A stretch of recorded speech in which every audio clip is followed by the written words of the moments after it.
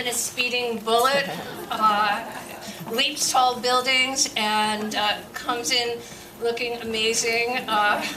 Also extraordinarily talented, who I've just had the privilege of working with on a pilot. Amazing Ava DuVaney.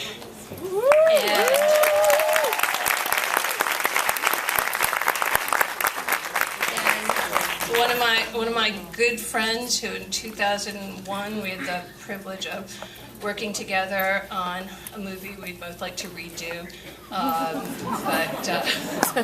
but he wrote it, we produced it together, so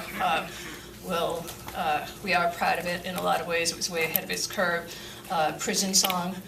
He's also well known as a cultural icon, and for his music, A Tribe Called Quest. Please welcome Ava and Tim.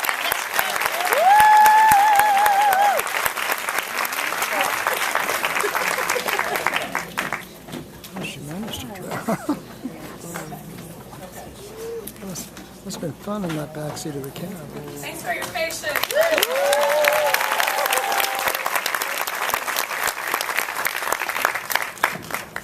How are you? I'm well. You good? Yes. I'm good. Yeah? Yes. Good. Oh, breathe. Yes. I mean, you know, I'm from Cali. I took the red eye. West Coast? Are we going to that? Thank you. Somebody knows it.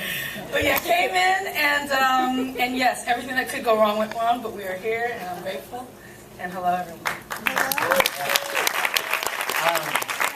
Well, first of all, for me, I just want to congratulate you on all of your, just the wave that's kind of been happening, and you've been at it for a minute. This is something, to a lot of people, it's probably the first course with you. But this is something that is who you are and that you've been doing for a while. What was the point? Because I don't want to do the whole chronological start from but that moment when you made the transition to being a writer-director, what was it a series of things? Was it one thing in particular? And what was the thing that happened that drove you to? Right. Well, I'm just thrilled. I met him 2 minutes ago as we were walking and as you're talking about kind of what drove me, as I'm looking in your face, I keep thinking about the very first time that I got to do anything as an artist was as a UCLA student at this health food store called The Good Life in LA. And where there were a bunch of really, I guess it's likened to your lyricist lounge here. Back in the 90s, I feel old saying that. But in the 90s, the golden age of hip hop, and that was, a time when I was a young poet and was, just in that world. It was the first time that I was living with art, because where I came up, nobody was, really thinking about art in that way. And so I directly related that to my first films, because my very first film was a film called This Is the Life, which was all about the good life. And so that, early time of living as an artist. You guys should see it if you haven't. Sorry. Yeah, it's really, really underground cult classic. But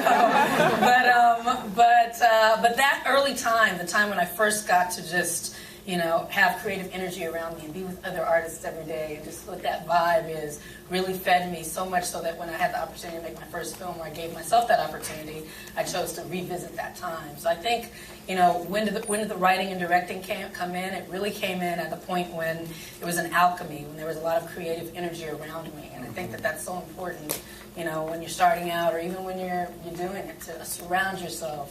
Find a tribe. I did not mean that. Some people know I say find your tribe all the time. That was no pun intended. Truly. But find your people, find the folks that are going to feed you and nourish you in a creative way. So I don't know if that answered your question. No, it did. And obviously, you know, Hollywood is notorious for a lot of things, and you know, it's no secret. You know, it's hard for us as African Americans to gain entrance, and probably times that by 1,000 for Black women, especially Black women with vision and voice. How did you? You know, you spoke about, you know, your circle, your tribe, your circle of love and creativity that was around you. Was there any? Because there was a period. Because I think between what was the? I think it was maybe your second film. There was this period of inactivity of me, seemed like for 2 or 3 years. What was the longest period of inactivity? And was that ever due to kind of like you kind of like having to push your shoulder to the wheel and figure it out? Like, how much did that weigh on you and weigh on your artists? Right. Well, my motto is stay shooting. Hashtag stay shooting. If I could tattoo it, I would. But my mom said no more tattoos.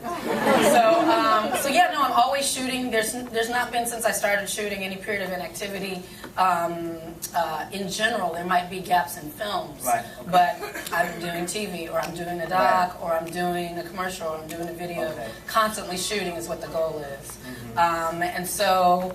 but yeah, I think for me, I started as a publicist in the industry. Right. So I was a publicist for a lot of filmmakers, and I would see the struggle, especially for Black filmmakers or people of color in general, and definitely women of color, this period of inactivity or this moment of trying to figure out, once you did it, how do you do it again within the construct of the industry. And so for me, I made my first feature film when I was 38. So it's never too late.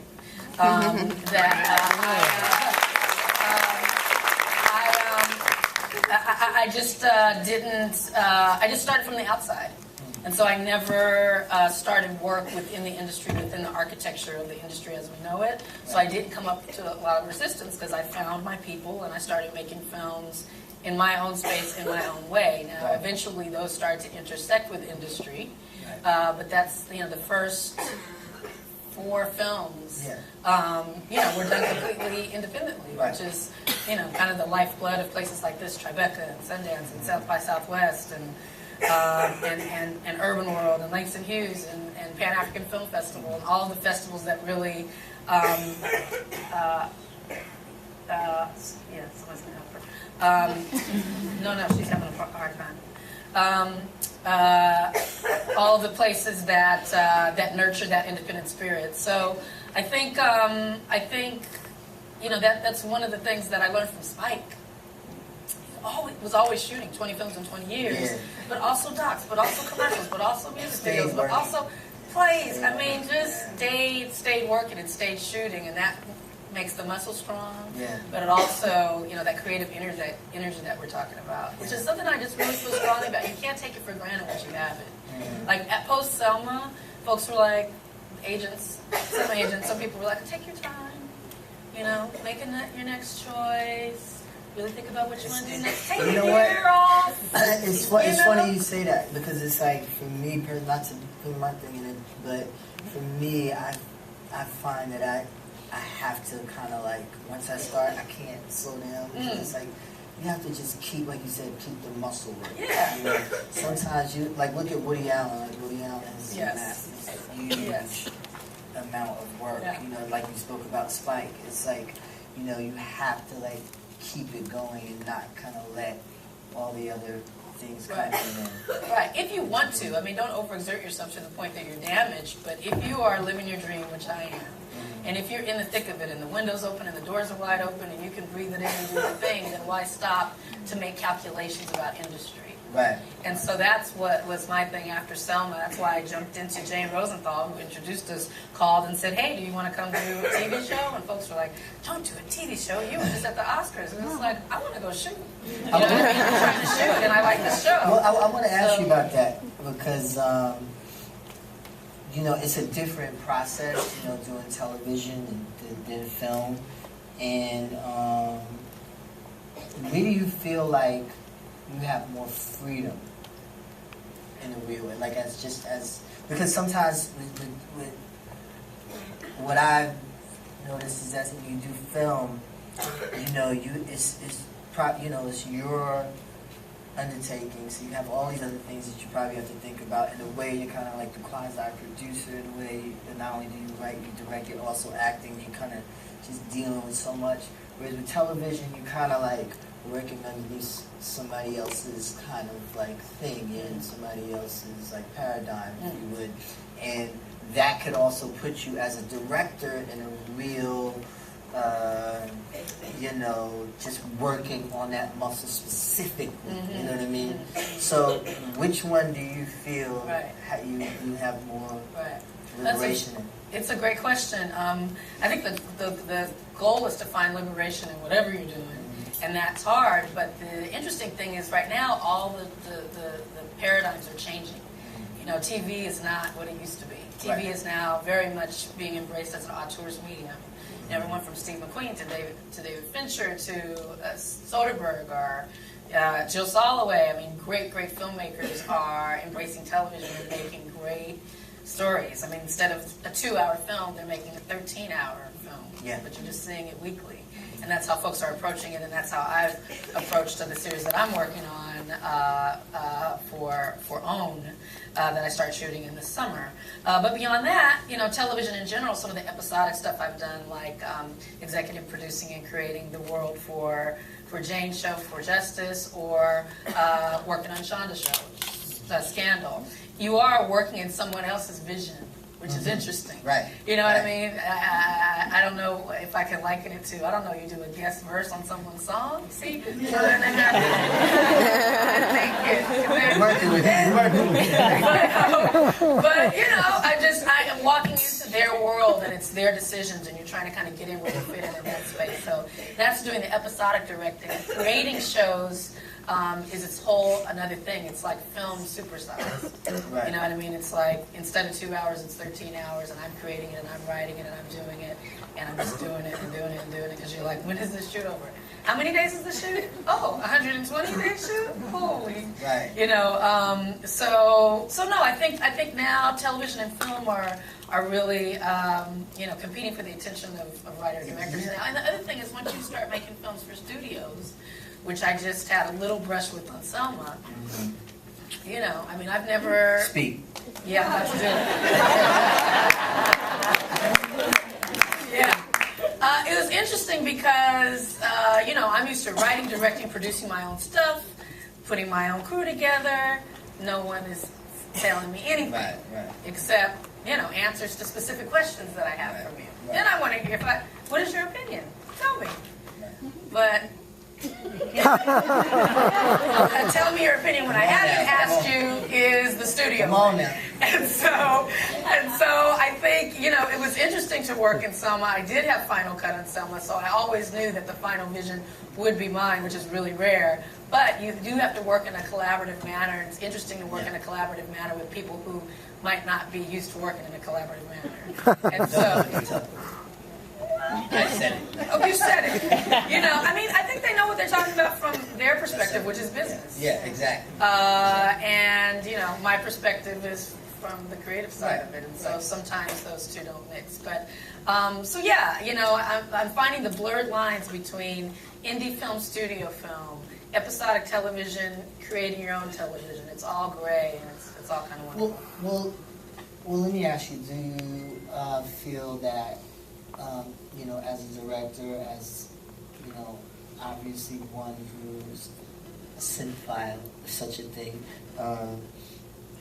do you feel that everything being put on the small screen, do you have your own, I really like to see movies. I like to go to the movies, I like to see things put in 2 hours, I like to see all that worked out, or are you a person who, obviously you understand what television is, but is there one medium that you prefer from the other? Do you feel like, you just said it's a beautiful kind of gray, do you feel like it's important to have differentiators? How do you feel about the fact that over the past maybe 10 years, the television has just had, like, kind of almost taken, you know, Hollywood by storm. You know? I think it's fantastic, and I'm trying to tell all kinds of stories.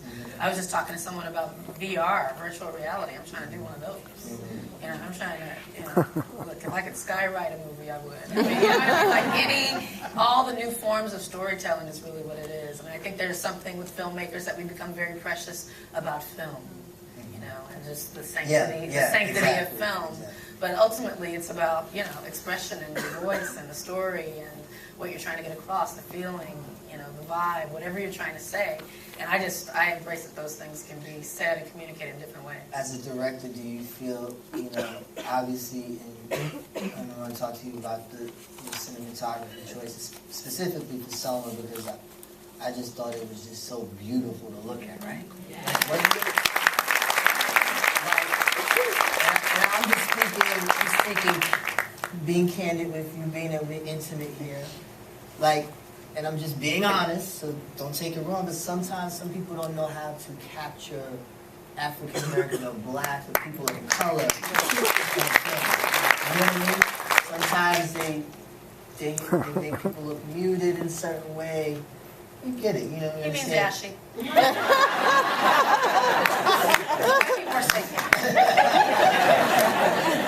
No, but so it's kind of like a multi-tiered question. Yeah.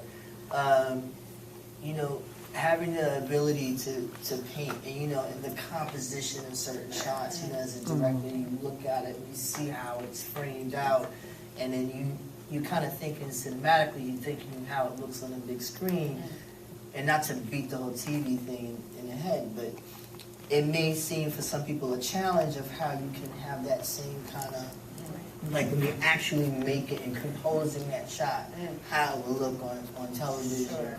Do you feel like that's a hindrance for you? Do you look at that as a challenge as a director? Do you look at it as a bad, like? Yeah, it's a great question. Well, I have to give a shout out to anybody. I mean, you know I'm gonna say Bradford Young. I'm gonna say Bradford.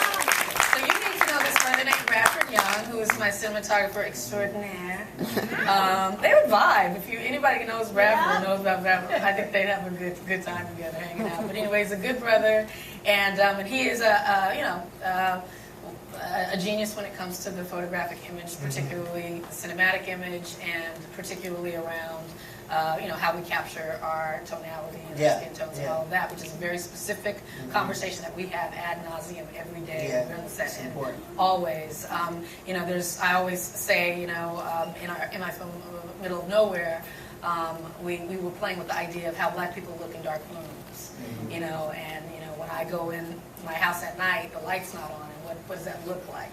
And so often folks are afraid to put darker hues against darker backdrops because it's just going to be teeth and eyes. You know what I mean? And that's not necessarily the case, and sometimes it is the case, and it's beautiful. And so really playing with all of that texture and all of that tone and what that means to deconstruct it and experiment with it. So we did that a lot on previous things. This is our fourth project we worked on together.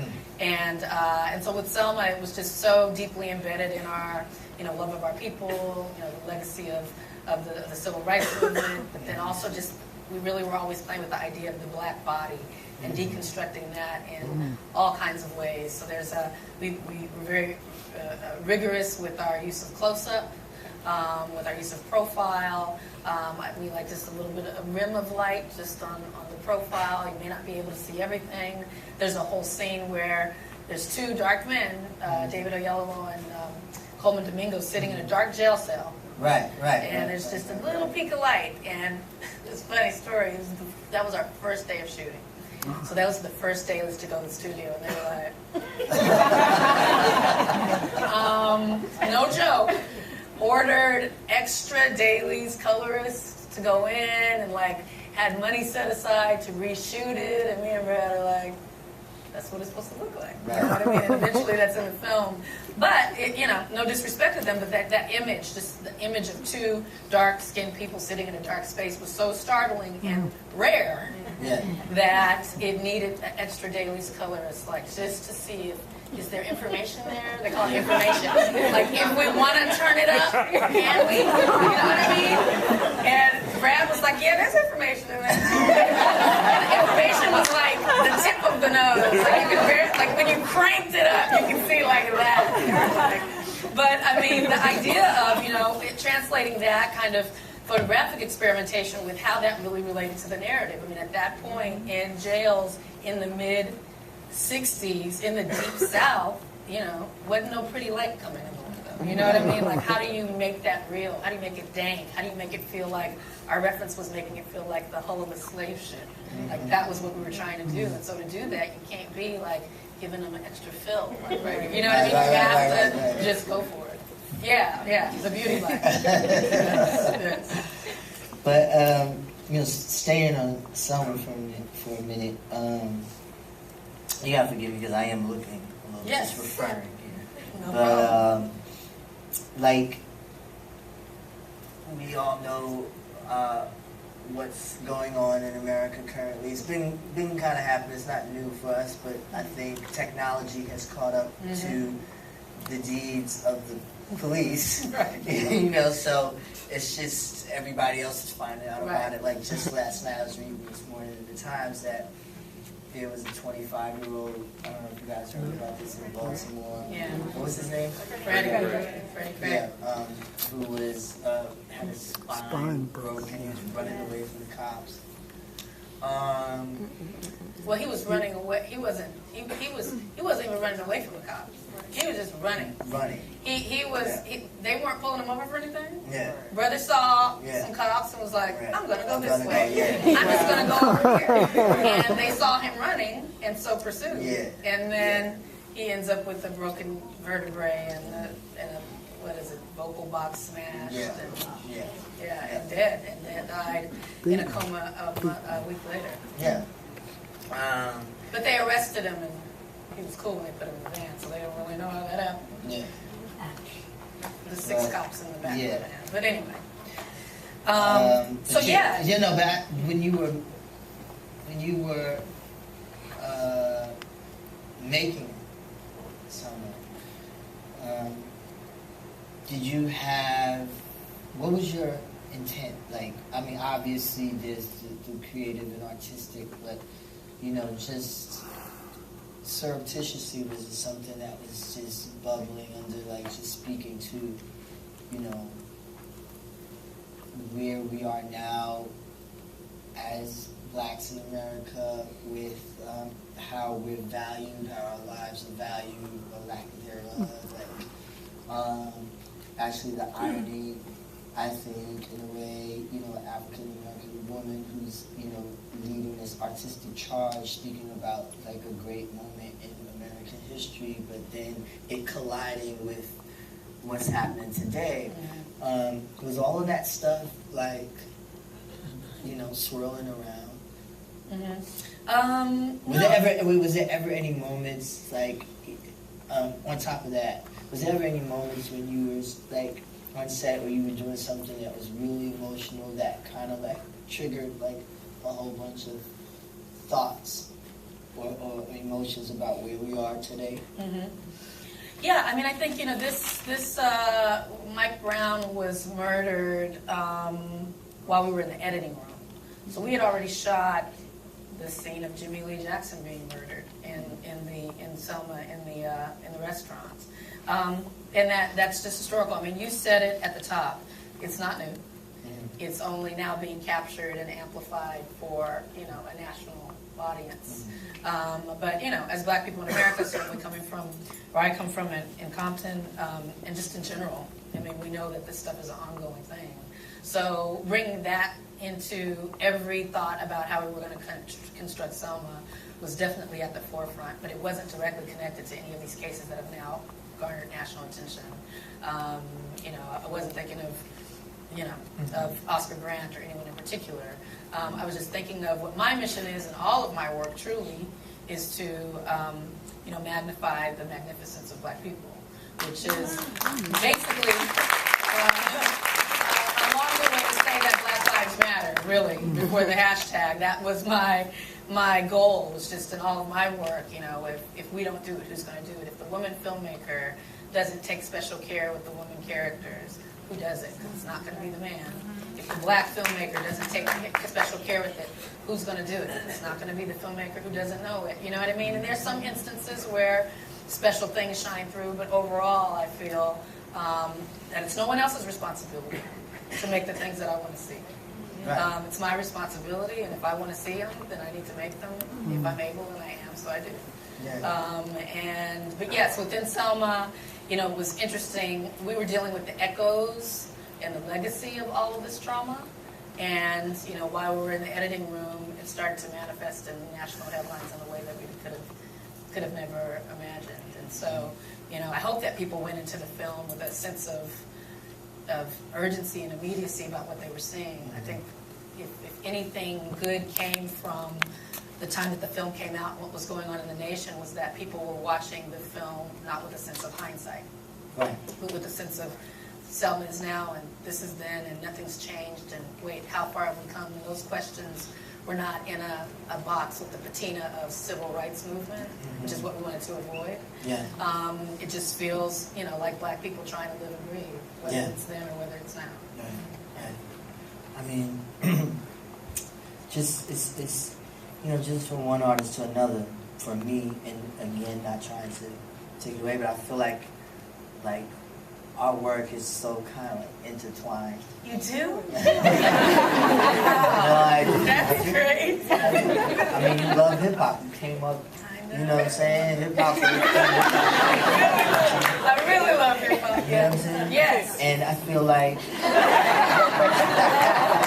Yes. Nah, but I feel like, where we're at musically, it's like you said, it's important to, I say this a lot to like my team, it's important to show and highlight, Black brilliance, but also Black complexity. Mm-hmm.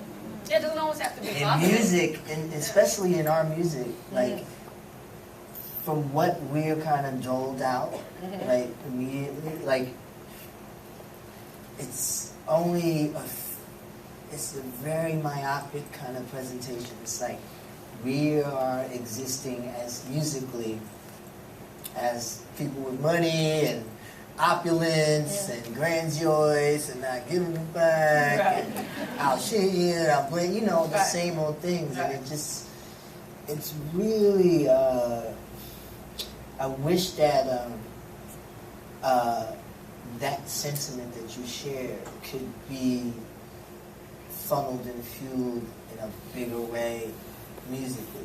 You know what I mean? What do you see now? I mean, what music, certainly that's what you do and what you've done, but what do you think is the state of things now? Because it's always been that element of the bling and the violence and that thing. But you're saying there's not a comprehensive view of who we are. Well, I think that there's people out there that's making stuff. But it's that's not certainly, but it's not. And I think because of that, some people who have the chops and the wherewithal to kind of make more meaningful, deeper type of music tend to say, bills, I gotta pay bills. Right. Fuck the bitch. Right. You know what I mean? Right. So, but the same thing with film. We know the things that sells, and as far as being a Black filmmaker, it's comedy, it's action. It's those elements. The quiet, character drama, is not what the studios are paying you for. You're never going to get rich off of it, just like you're saying. Right. The MC that tries to speak about certain things will be relegated to a certain place. I think the question as artists is it worth it? What I mean? Is it worth not the time when you could say something and actually monetize it, and you know what I mean? And not monetize it, but it be embraced by an audience big enough for you to live, was the time when Tribe was at its height. Could Tribe come out right now and hit? What do you think? You do not think? Say, okay, wait. Midnight Marauders drops right now. What happens?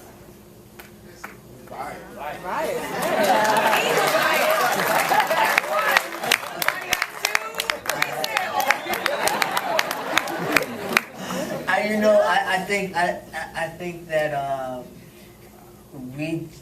we weren't really at those times. There was no compromise with us. Like we had a vision, and we just went. You know what I mean? And it was such a young, still fertile time. You know, America was still kind of. And this is just in total. America was still getting, being able to look at black life, whether it be through hip hop, through film, through sports, whether it was Michael Jordan, whether it was Martin Lawrence, or Tribe, or Far Side. You know, most of America was still saying, "Wow, they really," you know what I mean? So when we weren't really concerned, it was more of an empty. So there was no compromise, but. I guess the point I'm getting to is that, there is, a time where you may have to look at it and say, I may have to compromise this, I may have to compromise that. How important is it for you as a director, as an artist, to look at these things that may come up in front of you that you may feel be roadblocks to where you're trying to go? Do you truly look at it as a compromise, or do you look at it as a challenge? Like, I'm trying to see if you look at it and something comes to you and it's like totally like gnarly and something you don't want to do. Do you try to find this? Are you the type of person who try to find the silver lining in it and try to break it towards where you're at, or do you just like say no? Right. No, I just say no because it's too hard. I mean, making a film is hard. I mean, some of you in here have done it or are trying to do it. It is, 2 nights ago, Jane's shaking her head. I mean, I was just in the sound mix. I had a sound mix going, a VFX session going. The composer was in the other room. The editor's in the room. It's 3 in the morning. How many hours? 3 in the. I mean, were you working? Seven all. I mean, when I say 7 all-nighters, that means go home, take a shower, like get a quick meal, maybe 2 hours, and go back. Go right back. Because we were on a crazy deadline. But it's too hard. The way that I make films, it's too hard to do something that you don't love. If there's something that you don't love. Right. There's just no amount of money.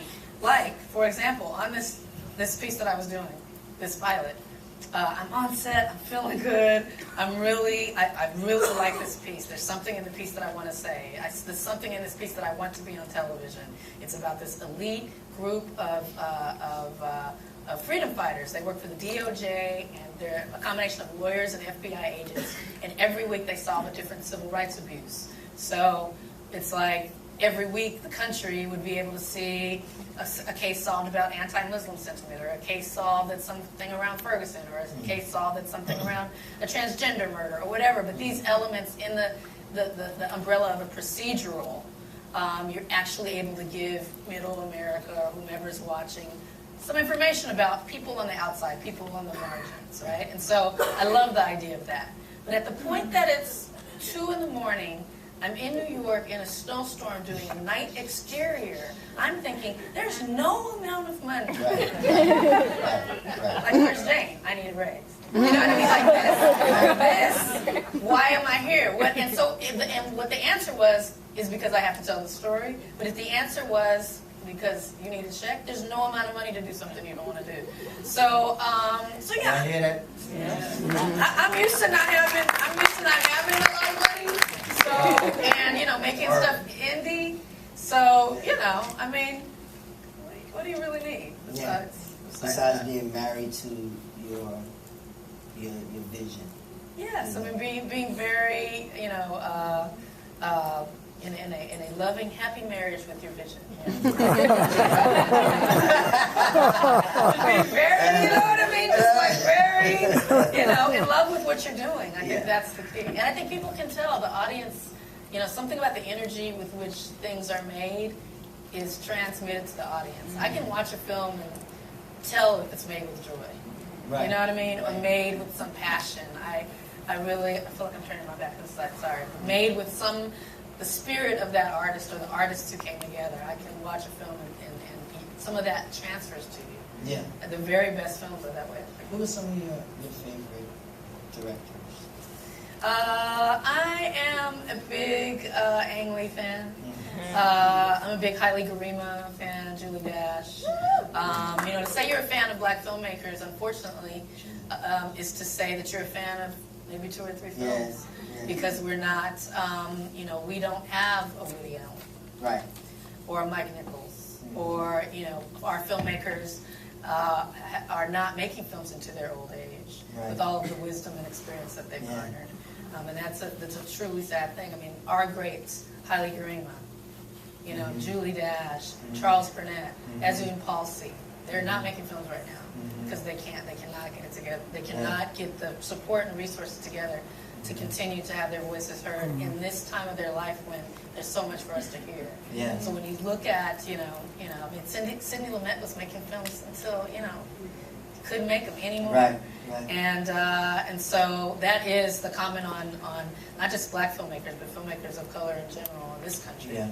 There's no long legacy for any of our filmmakers for us to be able to see them mature into their later years. Yeah, and that's the benefits. a shame too. Yeah, I mean, there's maybe the new. I mean, who's next? Like, first of all, it's not too late for us to support these filmmakers and for them to be able to make their films. But Julie Dash has a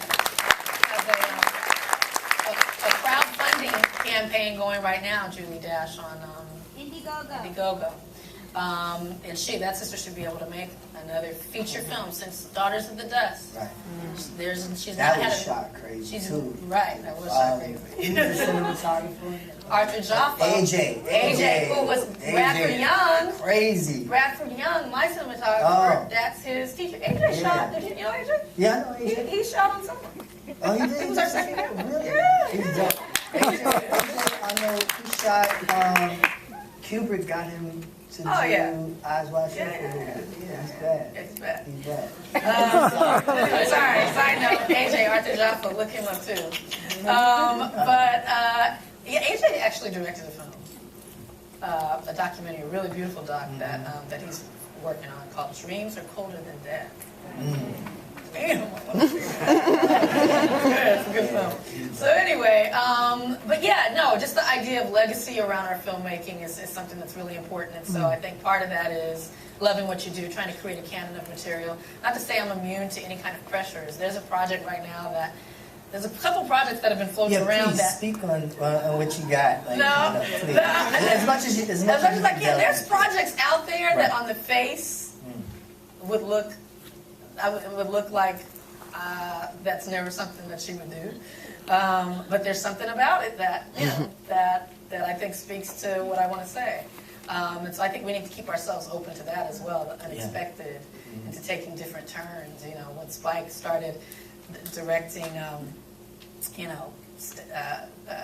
he would do when he did Kings of, didn't he? No, not Kings of Comedy. He did something crazy. I remember the first time it was it? What, She Hate Me? Kings of Comedy? No. What was it? Kings of Comedy? Yeah, he did Kings of Comedy, and he's, he started doing like live concert, and you think of him as one thing. If you take away all of Spike's narrative films, and you just look at his docs and live work, like that is the work of like a whole nother filmmaker's career. Just the docs, just the live stuff, just the commercials. I know I continue to reference him, but I do it because he took left turns and he did what interested him, and he didn't keep himself in any kind of box. He just continued to shoot and follow his interests. Yeah. And so I think that's also something that I want to make sure I try to stay flexible and not get after Selma, I don't know, like 9 civil rights scripts. And I'm like, no civil rights, I'd say. And they're like, oh, okay, yeah, no civil rights. How about this? This takes place in the 20s. Racism. I'm not. This is the first fighter pilot of this. I said, okay, well, how about this? No civil rights for a minute. Yeah. No period pieces. Right. No first of anything. Right. What else is out there? Crickets. You know what I mean? There's not a lot else happening that's coming across the desk at this point. So the romantic comedy You were in a romantic comedy, weren't you? I was. I forgot. I'm sure you forgot too. No, you were in a good romantic comedy. Weren't you in something with my friend Gina Bright? Oh yeah. You were the cool producer. Disappearing Acts. Disappearing Acts. Yeah, with Sanan Wesson. She was trying to make a song, but the producer wouldn't give her tracks. He locked up her tracks or something. And then me and Wesley had this big kung fu fight. His ass. I remember that. You don't want to act anymore? Why don't you act? I'm waiting for you. Don't say it. I have witnesses. But yeah, is that of interest still? Yeah, definitely. Was this a dabbling? Because at one point, every MC was like, I'm going to get my act See, that's people because this is a thing that people probably, it's an inside thing, right? So, I came up in this crew, the Native Tongues, right? And one of my close buds was this guy, Africa, who was in this group, the Jungle Brothers.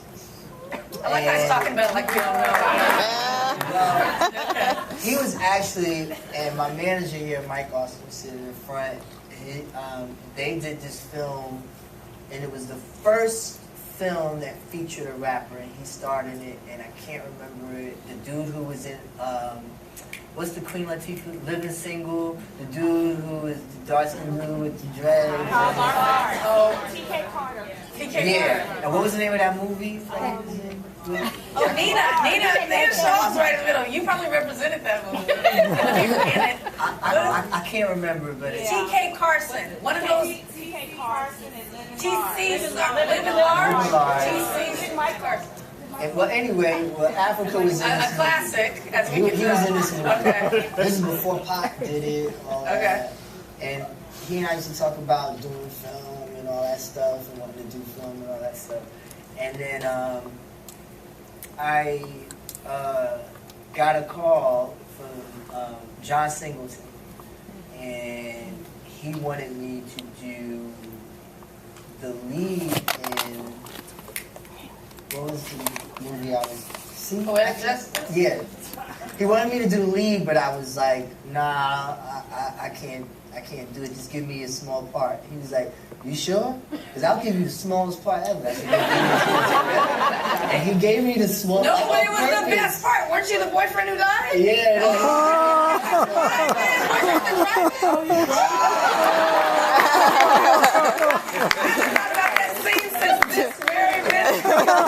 Because it was like that. But no, because it was important. Let me tell you why from a filmmaker's perspective. Justice, Janet Jackson with the Dookie Braids. Justice was devastated. Why? You had to give her a reason to be devastated. If you're going to lose this, you're going to be devastated. For the whole movie. He can't be someone you're shaking and be like, girl, get over it. Like, we were with her, in her, you know. And she was like looking at your picture or whatever was happening. So but in both instances, I felt like, you see how I'm talking through it. In both instances, you know, I felt like, man, I had it, but I didn't do it. Like, I've always, and this is like a fault of mine, I had like this youthful preoccupation with trying to be the first to do it. I was young and stupid, whatever. I didn't know that. So then after I did it, Fishburne, who was dear big brother to me, I seen him. They did a test of it or whatever, or he's seen it or something. I ran into him. He was like, "You're good." I was like, good. He says, "You think I'm lying to you?" And he got really serious. He's like, "If I'm telling you you're good, you're good. Good Fishburne But you impression. need to have a ton of them." No, but he was like, "You need to study." Did you? So I did. I went to HB. Yep, I went to HB. I also studied at Black Nexus with Susan Batson. I studied at HB for like 2 years, and I studied with Susan for like 3 or 4 Susan years. Batson. And then somebody went like this to the bodega gate, and all the rappers came running through.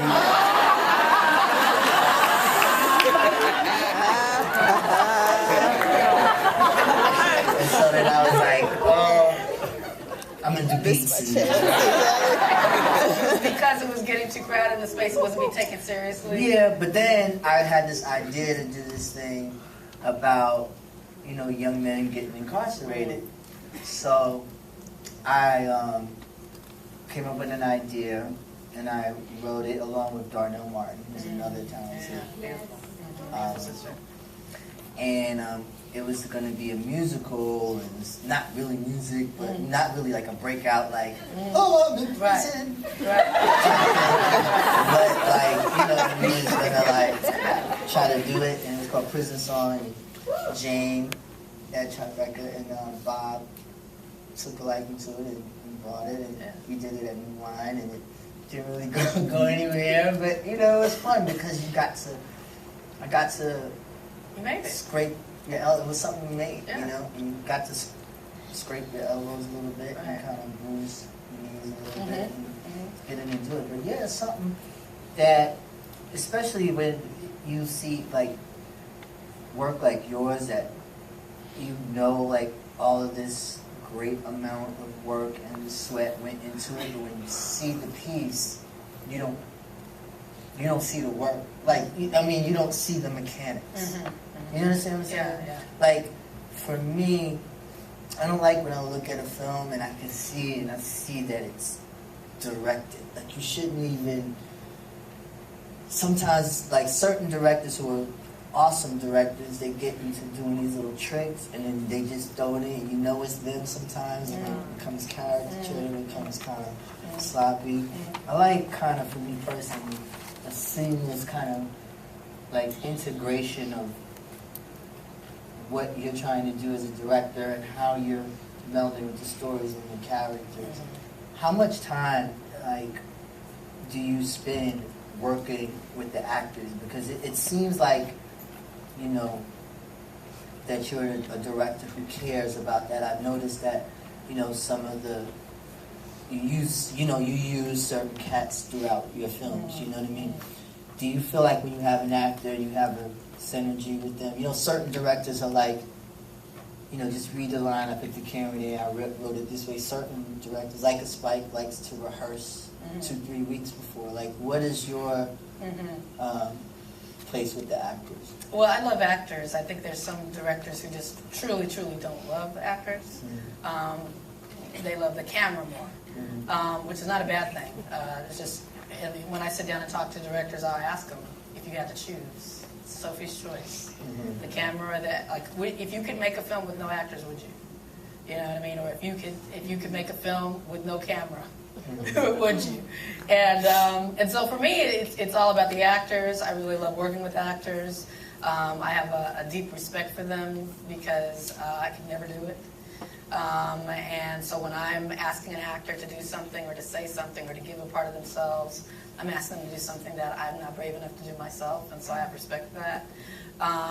And no, I just enjoy collaborating and building and shaping a character with another artist.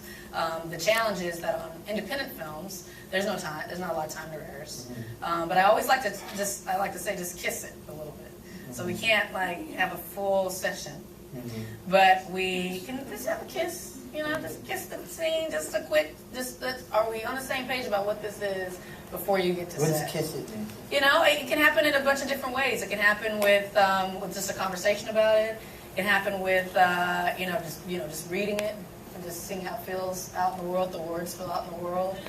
Maybe if there's enough time, you try to get it on its feet and get some movement around it.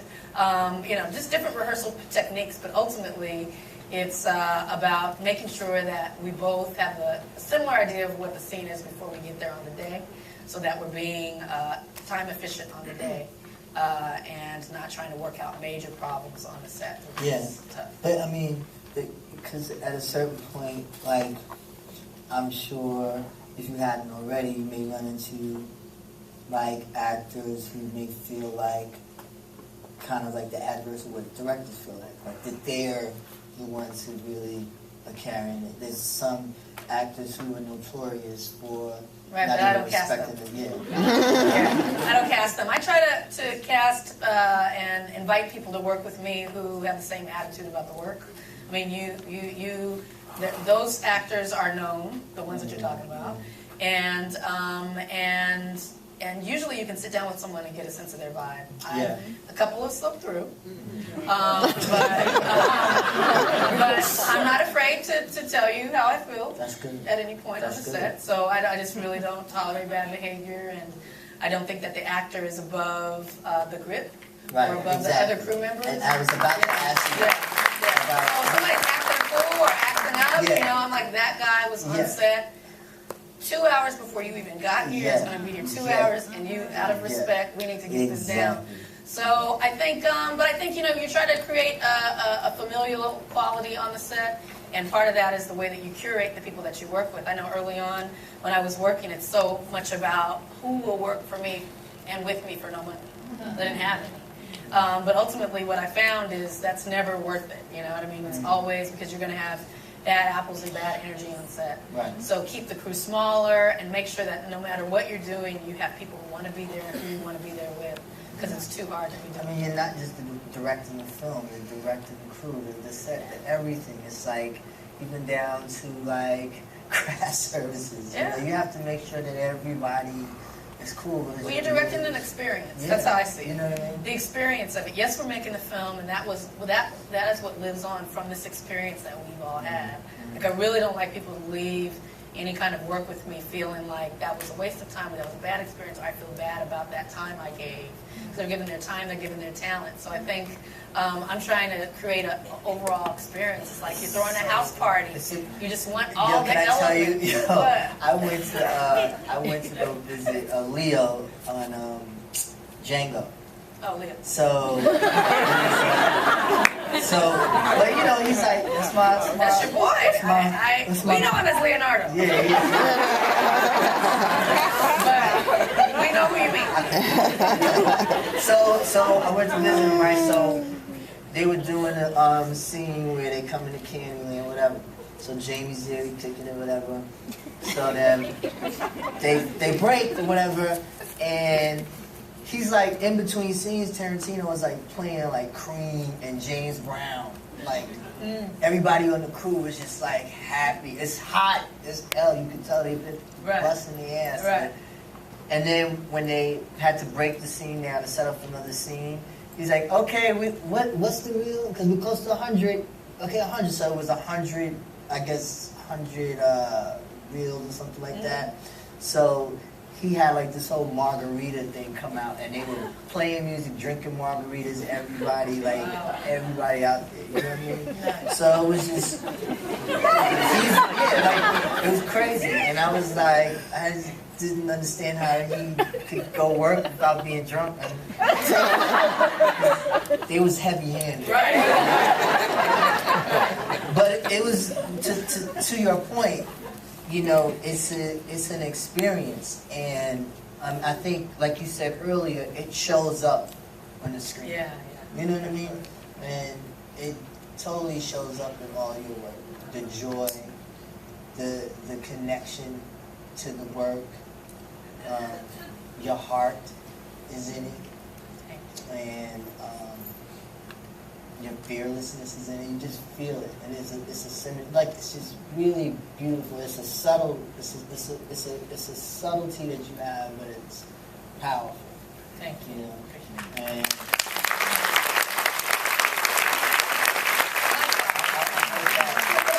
I hope that you rushing over here wasn't. No, it was very much worth it. Is that it? No, we're gonna open up. Are we gonna do questions? I was like, we're gonna do some questions. Okay, cool. So I just wanted to get my bag. You know what I mean? My brother just went. Fantastic. Appreciate it. Thank you very much. So we're gonna take some questions from folks. This young lady right here in the blue. Well, let's start right with that young lady, and then right up. No. To your left, right there, right here. Her, and then blue scarf and then blue shirt. Hi, my name is Charlotte Casey, and I just wanted to say, first of all, thank you so much. It's really nice and refreshing and exciting and inspiring to see myself in someone that's achieved so much and is making amazing art. And I just wanted to ask you if you had any tips for writer's block, or like getting out of your own way, so to speak, in terms of trying to create something. Yeah. Thank you for the kind words, the good energy. I appreciate it. I really am renowned for hating writing. Really, it's bad. Like I have writer's block really bad. I have writer's block right now. I'm on deadline, and they think I've written some stuff. As far along as it should be, truly. And so I'm struggling with that. What I found, I'm just going to be honest and real with you, it is that procrastination, I've embraced it, and embraced it as a part of the writing process. I'm not ready to write right now. You know what I mean? And it's going to get done, and it's going to get done when it should. But there's something about, for me, the hectic energy of the end of it that really pushes me forward. And for me, the lesson in that is everybody's different. You know what I mean? Ryan Coogler, a friend of mine, one time I called him. Yes, he's brilliant. He's great. One time I called him. Where are you? What you doing? Oh, at the coffee shop. Are you on deadline? What's up? What are you doing? No, just, getting my ride on, having a good day, got my coffee. What, is it something specific you're writing? Oh yeah, that thing I was telling you about. It's going well, got pages. Like just, like when I'm writing, like it's the dead of night, like it's due in 2 days, like I'm stressed out. So everyone's different. The end, he makes a nice thing, I make a nice thing. How we get to it is different. How you'll get to it will be different. The other thing I'll say for me, writer's block, is I can't write well alone. I like to be like he was in a coffee shop. I find most writers, or a lot of writers, it helps to have energy around you. It helps me. Or yeah, judging, like the judgment helps. But yeah, like coffee shops or public places, or like, or library, or just another writer in the room helps me. Good luck. There's no one way. Hi, my name is Savannah. I wanted to ask you, first of all, I just wanted to tell you first, how amazing it is to get to see you really blossom in your career. I grew up not getting to see too many women become filmmakers, and when I was a kid I wanted to be an actor because I thought that's the only thing girls could do in movies, and it's really, really amazing to get to look up and get to see you there in the Oscars and really get to watch that blossom. It's a very great pathway, hopeful. In that aspect, I did want to ask about being a woman in this field. It's gotten a lot better over the years, but I think that there's still some rough spots. How did you find that you kind of navigated through, especially being an African-American woman, the certain things that a little bit were more male dominant? How did you feel like you kind of worked your way through them and found the end? It's the writing, if it's the acting, if it's the directing, producing, whatever it is you want to do, just get started. Yeah. No questions? Brother Lane. You can take that mic right there. Thank you. One, this was a really great talk, and Q-Tip, it was an honor to meet you, and Ava, and I've seen your 3 films. I think you said there was another one before I Will Follow? Docs. Docs. I gotta check that one out. And each of them are beautiful films, and they all have a certain sense of lyricism to them, and you do a beautiful thing with quiet moments, and you handle quiet moments very well. And I'm also, even though like with I Will Follow, like your budgets on that and Middle of Nowhere were very small, but you had great talent. So was that just like a part of, you just had great relationships and you were able to get people to come through and work on them? Good question. No, I didn't know any of those people. I didn't know any of those people before I Will Follow. I had a script and I had passion. And the unfortunate thing that's fortunate for black filmmakers is black actors aren't working. And if you ask them and you have a piece of material that resonates with them and they can see in your eyes that you're dead serious, they will come. because there's, you know, the complexity of the roles are not there, and Sally Richardson's the lead of that film. No one's coming to her with the leads in films, in a quiet movie that's about the heart of a black woman. I mean, she made nothing of that movie. At one point she was like, Ava, these craft services are not sufficient. Like what? We've got cereal? We've got it was a $50,000 film. At one point she came out of pocket to like finance the craft services department. She actually put money into that movie to tell that story. All of those people, I didn't know any of them. But it is really just about the asking and about the material. If you've got a good script and it is complex, you know, it doesn't have to be all positive, all the complexities of who we are. I say black actors will come, but I think, you know, many actors of all stripes, you know, just want to do good work. So just ask. And now with social media, I mean, just DM him. You know, I don't Twitter very much, but you can reach people now. You know, the usual walls to getting to folks, so those are collapsing as well. So. One more question, unfortunately. Wow. You didn't do the top area at all. Up there, if there's a girl up there with a hat on. Hats help.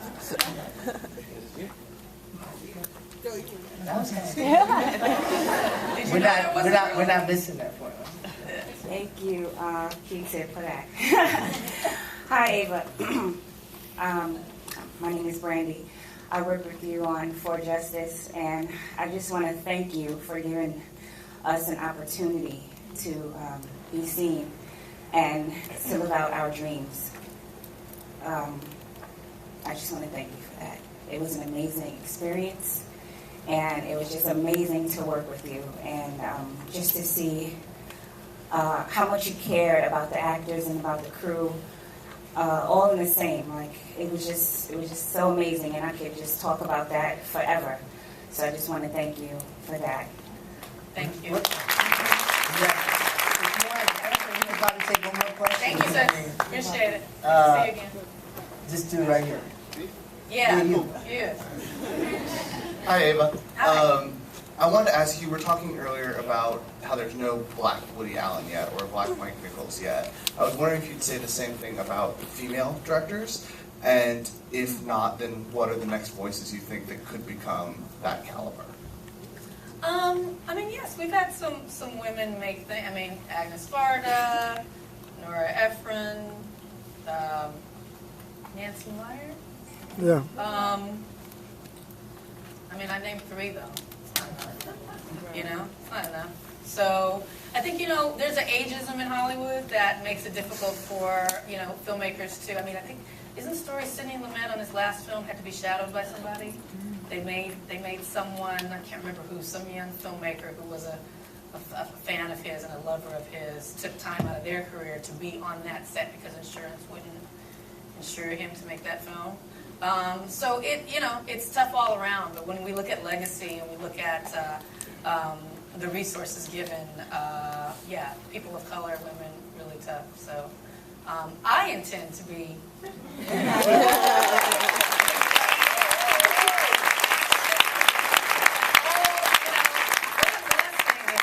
We're able to still do whatever we want to do when we're old. I mean, it's not old. It's just in the time of life when you can take it all in and present it in a way that we can't now.